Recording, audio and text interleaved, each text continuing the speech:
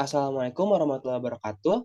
Perkenalkan kami dari kelompok 1, Prodi Teknologi Rekayasa Perangkat Lunak, kelas B2 untuk mata kuliah Algoritma dan Struktur Data semester 2, akan memperkenalkan proyek dan kerjasama kami yang berjudul Learning Path Web Development. Sebelum masuk dalam materi dan penjelasannya, izinkan saya memperkenalkan setiap anggota kelompok kami. Yang pertama ada saya sendiri, Rafli Damara dengan NIMJ 0403221005. Yang kedua ada Siti Farah Fahira dengan NIMJ 0403221039. Berikutnya ada M. Villa Al-Fatih dengan NIMJ 0403221151. Yang keempat ada Fadli Kurniawan dengan NIMJ 0403221007. Dan yang terakhir ada M. Ilham Fajri dengan NIMJ 0403221015. Sebelum masuk ke dalam inti penjelasan, izinkan saya menjelaskan definisi proyek yang terlebih dahulu. Proyek kami bernama Learning Path Web Development, yaitu sebuah program sederhana yang mengimplementasikan struktur data QW untuk menampilkan jalur belajar atau learning path khususnya di bidang web development. Adapun tujuan dibuatnya Learning Path Web Development ini, yang pertama untuk membantu pengguna dengan menampilkan jalur belajar yang logis dan berurutan, mulai dari pemula hingga tingkat lanjutan. Dengan struktur data queue, aplikasi ini akan memastikan urutan materi yang tepat untuk dipelajari pengguna. Yang kedua, aplikasi ini akan membantu pengguna dalam memahami dan mengikuti jalur belajar dengan mudah, dengan menampilkan langkah-langkah yang diperlukan dalam urutan yang benar. Dan yang terakhir, mengurangi kecenderungan terlewat. Dalam belajar web development, sangat penting untuk mempelajari konsep-konsep dalam urutan yang benar.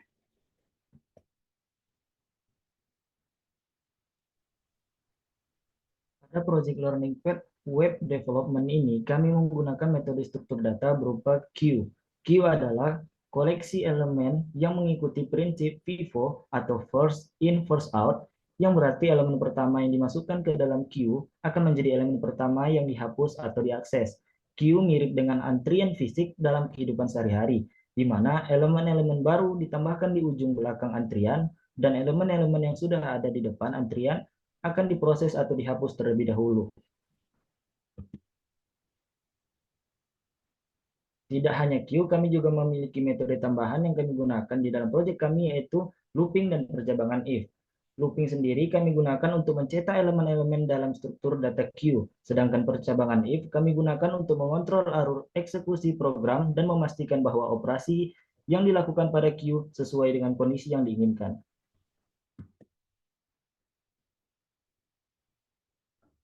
Baik, selanjutnya ada bahasa program yang kami gunakan dalam proyek ini. Pada proyek dengan judul Learning Path Web Development, kami menggunakan bahasa Python. Bahasa Python adalah bahasa pemrograman tingkat tinggi yang dikembangkan oleh Guido van Rossum dan pertama kali dirilis pada tahun 1991. Python dirancang dengan filosofi kesederhanaan dan kejelasan sintaksis, sehingga dapat memudahkan pengembang dalam menulis kode yang mudah dibaca dan dipahami.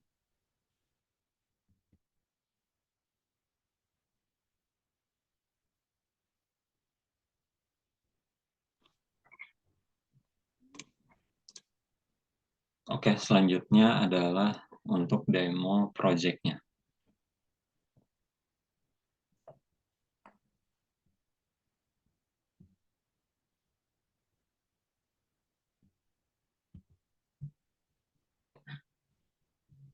Saya akan memulainya dengan men-tracing setiap baris kode yang ada. Pada file main.python ini, di baris pertama, kita menuliskan kode import.os. Baris kode ini dimaksudkan untuk mengimpor modul OS yang fungsinya itu agar program dapat berinteraksi dengan sistem operasi. Lalu yang kedua ada baris kode untuk mengimpor modul berupa time agar program dapat mengakses waktu saat menjalankan fungsinya nanti. Lalu yang ketiga itu adalah mengimpor kelas learning path dari modul learning path dengan asumsi kedua file tersebut berada di direktori yang sama. Lalu selanjutnya kita melakukan sebuah percabangan. Di sini kita mengecek apakah program sedang dijalankan sebagai program utama. jika program dijalankan sebagai program utama, maka kita membuat sebuah variabel bernama operation system yang di dalamnya kita akan simpan nama dari OS tersebut. Lalu kita melakukan percabangan kembali jika sistem operasi yang digunakan adalah POSIX, yaitu biasanya digunakan di sistem berbasis Unix seperti Linux atau Mac OS, maka program akan menjalankan sebuah perintah berupa clear, yaitu untuk membersihkan layar terminal. Namun jika sistem operasinya adalah NT, yaitu yang biasa digunakan pada sistem operasi Windows, maka program akan membersihkan terminal dengan perintah CLS. Selanjutnya kami melakukan pencetakan header, di mana ini adalah judul dari program kami. Lalu dilanjut dengan perulangan while, sehingga program akan terus berjalan. Nah, di bawah ini ada percabangan yang sama seperti sebelumnya, yaitu untuk menentukan sistem operasi apa yang digunakan oleh pengguna. Di bawahnya kita mencetak ulang kembali header yang sudah ada di atas. Nah, setelahnya kita mencetak beberapa opsi. Yang pertama, opsi untuk belajar front-end development. Yang kedua, untuk belajar back-end. Dan yang terakhir adalah opsi untuk belajar full-stack development. Di bawahnya, kita membuat sebuah variabel bernama user option, di mana variabel ini dapat menampung input dari user. Jika user menginputkan angka 1, maka program akan membuat sebuah objek berupa front-end yang akan diisikan oleh kelas learning path. Berikutnya, program akan melakukan enqueue, yaitu proses untuk memasukkan data-data. Di sini, data berupa HTML, CSS, Bootstrap, JavaScript, Version Control System atau VCS, Tailwind, dan React. Semua data ini akan ditampung ke dalam sebuah variabel dalam bentuk tipe data list. Lalu selanjutnya, kita akan menjalankan sebuah function visualisasi, yaitu untuk menampilkan semua data dalam bentuk queue. Di bawahnya kita melakukan sebuah perulangan while. Jika dijalankan, maka program akan mengambil sebuah topik pembelajaran yang sedang aktif. Lalu program akan mengambil input dari pengguna untuk menentukan apakah topik telah dipelajari atau belum. Jika topik belum dipelajari, maka program akan mencetak untuk mengingatkan pengguna. Jika topik telah dipelajari, maka program akan menghapus topik dari antrian dan memvisualisasikan antrian terbaru. Namun jika input pengguna tidak valid, maka program akan mencetak pesan kesalahan. Nah, setelah looping selesai, maka program akan mencetak selamat kepada pengguna karena telah menjadi seorang front-end developer. Langkah-langkah berikutnya dilakukan juga pada opsi kedua, yaitu untuk mempelajari back-end developer, di mana langkah pertama dimulai dari proses enqueue, memasukkan data, lalu visualisasi, lalu proses dequeue untuk menghapus data, itu sama pada opsi pertama. Setelah opsi pertama dan opsi kedua dijalankan, maka pengguna bisa menjalankan opsi ketiga, yaitu memilih untuk belajar full stack developer. Maka langkah-langkah berikutnya yang akan dieksekusi adalah, yang pertama, program akan mengambil input dari pengguna, apakah pengguna telah belajar front-end development atau belum. Jika pengguna belum mempelajari front-end development sebelumnya, maka program akan mengingatkan untuk mempelajari front-end web development terlebih dahulu. Namun jika pengguna telah mempelajari front-end development, maka program akan menanyakan pertanyaan berikutnya, yaitu apakah pengguna telah mempelajari back-end development. Hal yang sama dilakukan jika pengguna belum pernah mempelajari Hal yang sama dilakukan jika pengguna belum pernah mempelajari back-end development sebelumnya. Maka program akan mengingatkan pengguna untuk mempelajari back-end development terlebih dahulu. Namun jika pengguna telah mempelajari keduanya, baik itu front-end development maupun back-end development, maka program akan mencetak selamat kepada pengguna karena telah menjadi full stack developer. Di langkah berikutnya ada perulangan, yaitu untuk menentukan apakah pengguna telah selesai menggunakan program atau belum. Jika pengguna telah selesai menggunakan program, maka program akan break atau di-stop. Namun jika pengguna belum selesai menggunakan program, maka dapat menginputkan N ke dalam terminal sehingga program akan terus berjalan. Setelah programnya selesai, maka program akan mencetak program berakhir dan terima kasih. Awal, selamat datang. Dan juga kita dihadapkan pada 3 pilihan untuk belajar front-end, belajar back-end, dan full stack. Di sini saya akan memilih belajar front-end misalnya. Setelah kita memilih angka 1, kita akan dihadapkan pada menu-menu yang akan kita pelajari di dalam kelas front-end, seperti React, Tailwind, Version Control System, JavaScript, Bootstrap, CSS, dan HTML5. Jika saya mengetikkan N pada pertanyaan apakah Anda sudah mempelajari HTML, maka yang keluar adalah seperti berikut. Saya tidak dapat membuka serangkaian materi tersebut, dan saya harus melakukan pembelajaran terhadap HTML5 terlebih dahulu. Jadi saya tidak dapat melakukan skip ke materi setelah HTML5.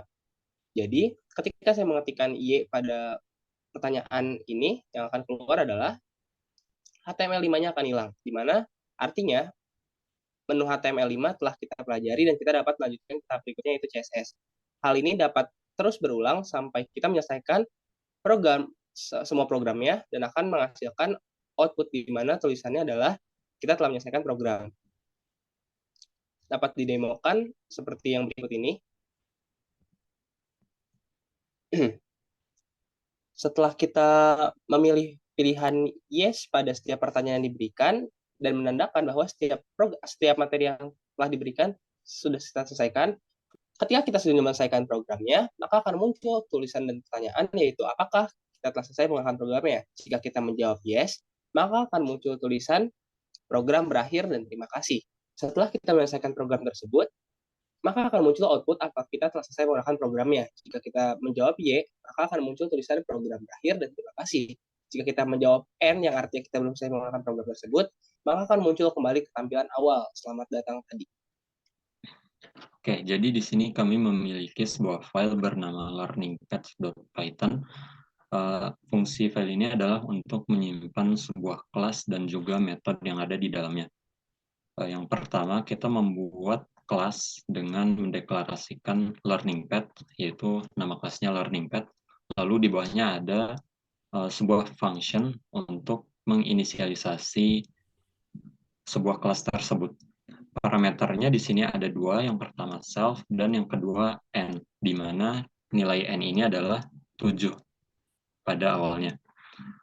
Lalu di bawahnya kita membuat sebuah variabel berupa size yang akan diisikan oleh nilai n. Nilai n pada dasarnya bernilai default 7 jika kita tidak men-setting apapun. Lalu di bawahnya ada front berupa none, datanya kosong. Begitu juga dengan variabel back. Oke. Selanjutnya kita membuat sebuah function bernama pick yang di dalamnya ada parameter self. Dalam function ini kita melakukan percabangan. Jika current size lebih dari 0 dan bernilai true, maka program akan mengembalikan nilai data dengan indeks front. Namun jika current size tidak lebih dari 0, maka program akan mengembalikan nilai none atau tidak ada nilai yang dikembalikan. Function selanjutnya bernama isEmpty. Tujuan function ini adalah untuk mengecek apakah sebuah queue itu sudah kosong atau tidak. Function ini memiliki satu parameter, yaitu self. Maka ketika function ini dijalankan, program akan mengembalikan nilai current size dan men-settingnya menjadi 0.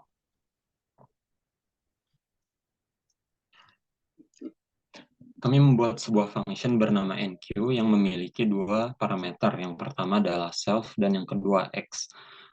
Nah, di sini kami melakukan percabangan. Jika current size-nya kurang dari kapasitas, maka pemasukan data atau input data ke dalam queue akan dilakukan. Namun, jika current size itu telah sama dengan kapasitas queue yang ditetapkan, yaitu 7, maka program akan mencetak gagal melakukan enqueue atau program tidak bisa memasukkan data ke dalam list. Selanjutnya kita membuat function dequeue yang bertujuan untuk menghapus data dari dalam antrian. Nah, di sini jika current size-nya itu lebih dari 0, itu artinya sebuah queue itu ada isinya. Maka dilakukanlah penghapusan. Nah, namun jika current size-nya sama dengan 0 atau kurang dari 0, yang mana itu nggak mungkin juga kalau current size-nya kurang dari 0, maka program akan mereturn hasil, di mana hasil ini none atau di queue gagal dilakukan. Karena saat itu program tidak memiliki data apapun di dalam queue. Function berikutnya berupa visualisasi, yaitu untuk menggambarkan data yang telah masuk ke dalam queue berupa list, agar pengguna dapat dengan mudah membaca datanya. Di sini hanya dilakukan pencetakan karakter berupa 82 kali, lalu mencetak data dari masing-masing indeks yang ada di dalam queue. Demikian tracing yang dapat saya sampaikan. Sekian dan terima kasih. Cukup sekian presentasi yang dapat kelompok kami sampaikan. Terima kasih atas antusiasmenya telah menyaksikan. Kurang lebihnya kami mohon maaf. Wabillahi taufiq wal hidayah. Wassalamualaikum warahmatullahi wabarakatuh.